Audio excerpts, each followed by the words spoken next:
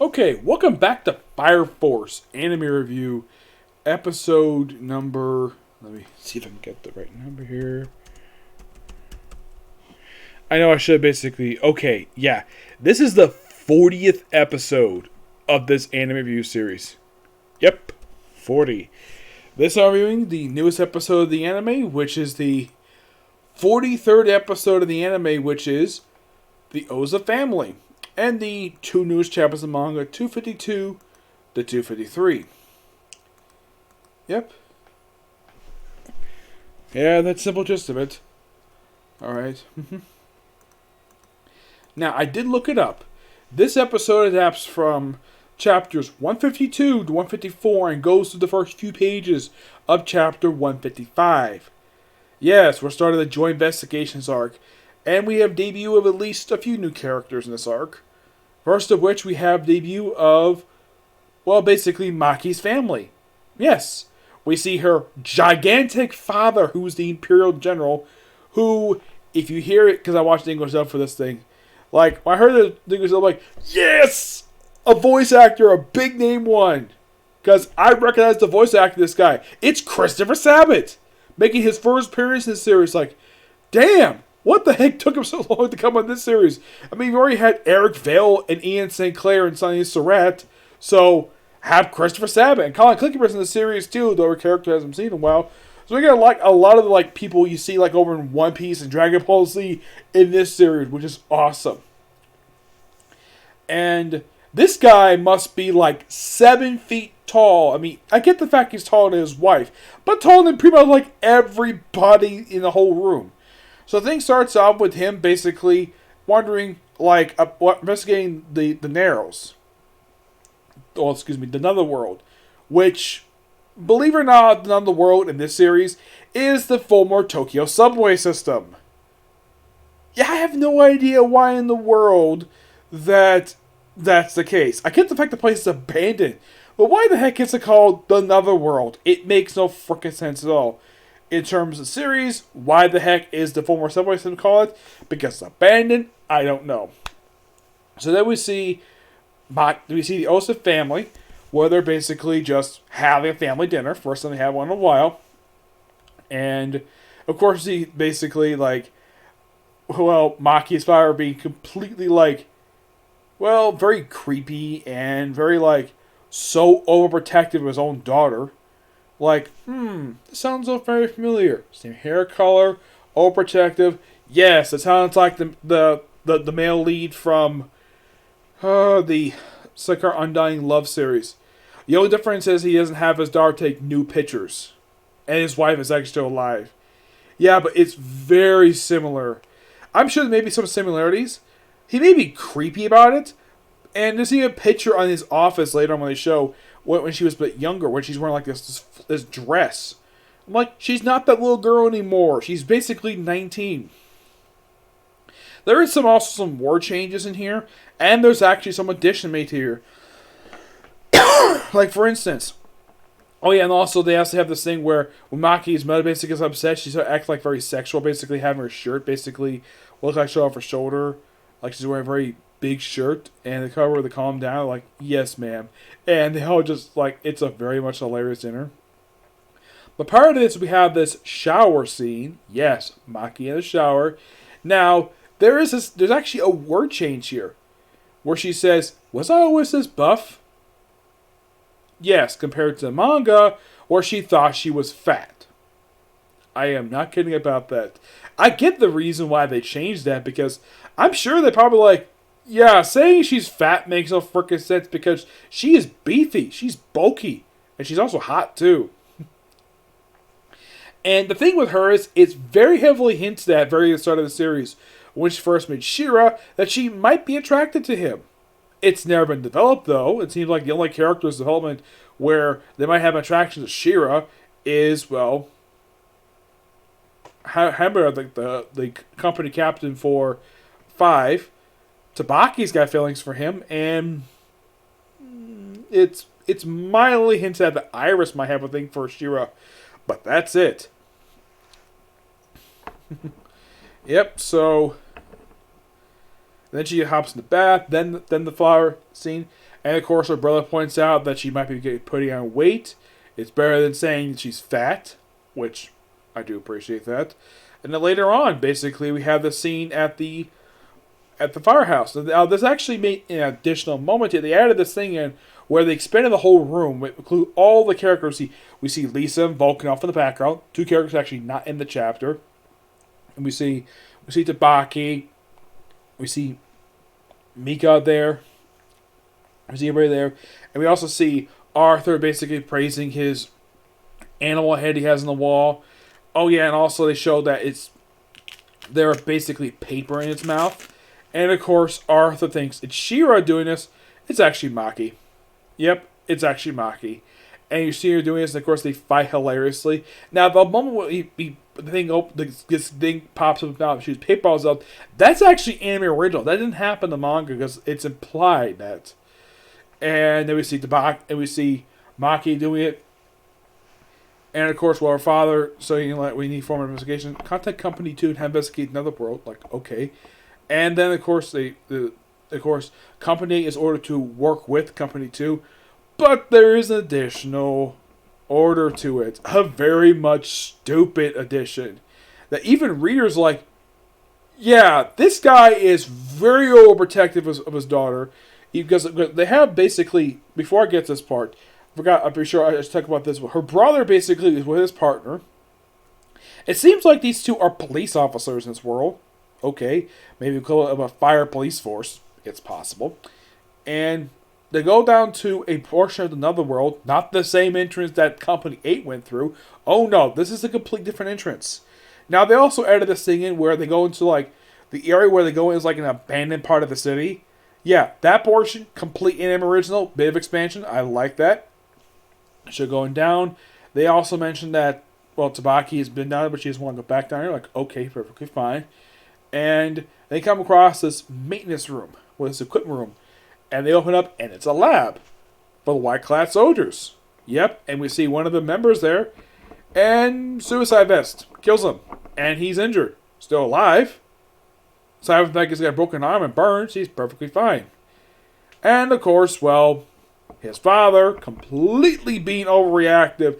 It's like, hey, I'm recalling my daughter from the Fire Force. And she basically was like, I left the army to join the Fire Force. Why am I being recalled for? Yeah. It's the same exact thing in the manga, too, when you get the order. Because, yeah, work on Company 2, that's fine from a reader's perspective, but her being called because her father demanded it is really stupid.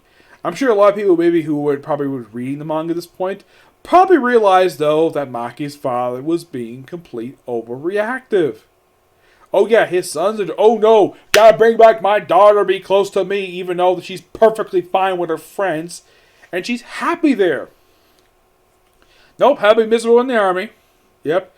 We also later on see this brief little funny one, which actually is from the manga, where Tabaki shows a jar of pickles for some reason. And Obi tries to open it, ends up cracking the damn thing. He's like, this is why Maki, I have her basically open it up. Surprised he's referred to as Maki-chan because they're very close in age. Yep. Yeah, and basically the scene between her father and her at the office, it's very much intact, except that they actually changed the woman's dialogue from the manga. They changed where, I'll bounce myself out of here. And in the anime she says, I'll excuse myself. And the general says, you do that. And of course, Maki and father briefly chat. And then, of course, well, then they go off, we'll talk later. And then, of course, we cut to seeing Licht, where he is doing it, where basically they're agreeing to work with Company 2. He says, oh yeah, don't ignore me, I'm basically doing head and neck exercises. So, they agreed to work together and basically formulate a plan. Split the company into groups, basically, and have the company fire 2 and 8, along with the army, basically split the groups, have company each of these teams to go underground. And the company took command and said, yeah, that's actually a good idea. And had company each of these teams. Okay, good. Yeah, I just want Iris is in the episode, but she's not in the manga chapter. Nope, she's actually absent. Yes. I'd say overall this episode's good. I actually don't mind the fact they changed some words of dialect from the manga, which I think the changes were perfectly fine. I would say any like major cuts. Well, they do actually cut out one thing here. They do cut out the opening bit from chapter 154. Now the thing with the briefing with Licht, that actually comes from the opening pages of chapter 155, and presumably we're going to go straight to another world next episode. Yep. So three full chapters, not bad for our 15 chapter arc. Yeah. So not much else to say about this episode. It's good. All right. So next up, we'll talk about news chapters manga. First up, Doomsday Image. Yep. Where you opens up the key to the Amaterasu and looks like the Cataclysm. Like we see a strange eyeball pop up in the sky. I think it's the moon. Like the old link is with the world 8 pillars. Absorb. We see arrow basically. We see this. There's over our thoughts. I'm finally started tired waiting. Despair. I can feel it. And of course Arthur hits him again. And then he transforms into energy.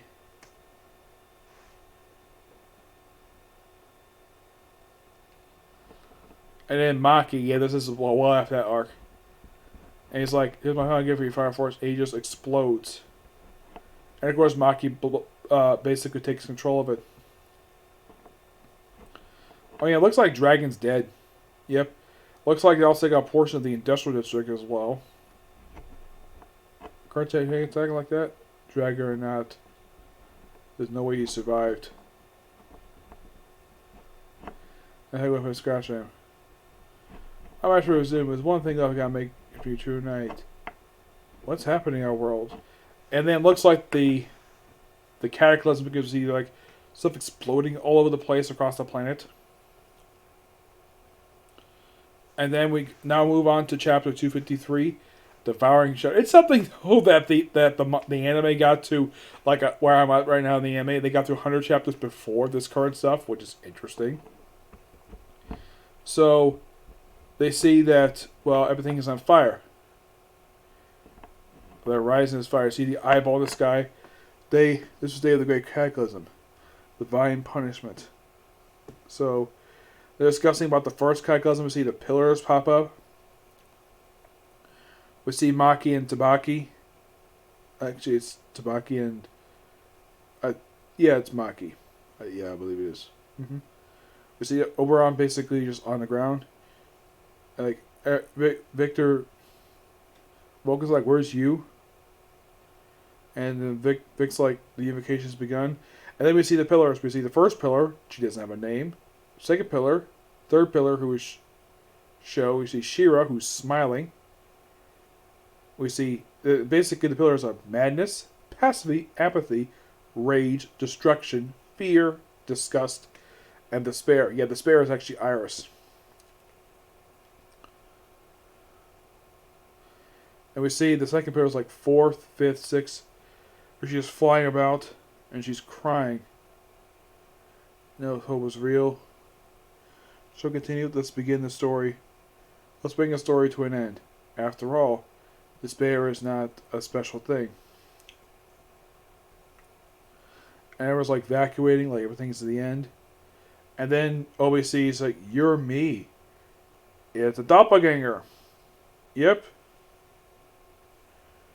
That's basically who it is. A doppelganger of Obi. A great ending to the chapter. Mm-hmm.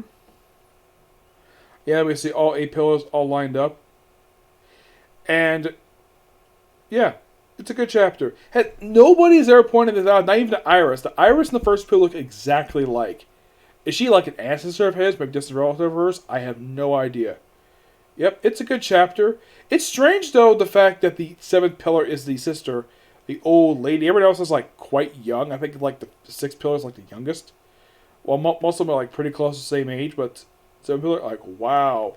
They made her like, oh yeah, it's an old lady. They don't be able to that until Return to St. Raphael's arc. Or she'll be the 7th pillar.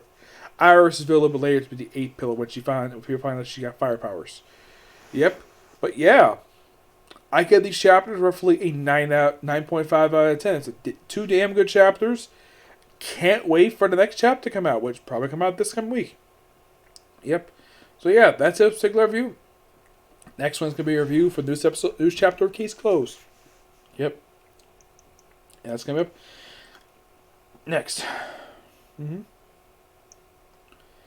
And this one's like, I'll be discussing this one in a minute, okay? But next video. Bye.